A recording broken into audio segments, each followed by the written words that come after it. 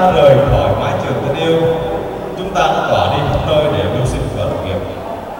Có bạn thành công trong sự nghiệp, có bạn còn vất vả chưa đạt được những mong muốn và ước mơ của mình. Tuy vậy, dù trong hoàn cảnh nào, dẫu rằng đâu đó vẫn còn những phiền muộn ưu tư trong cuộc sống, những kỷ niệm của học trò vẫn không phai và sẽ không bao giờ phai của lòng chúng ta. Điều đáng trân trọng tất cả là chúng ta đã có và luôn có một tập thể cựu học sinh Tân Lập đoàn kết, yêu thương, giúp đỡ lẫn nhau, chia ngọt sẻ bùi cùng nhau trong cuộc sống và mãi mãi là bạn tốt của nhau. Cầu chúc mọi sự an lành và tốt đẹp cho tương lai.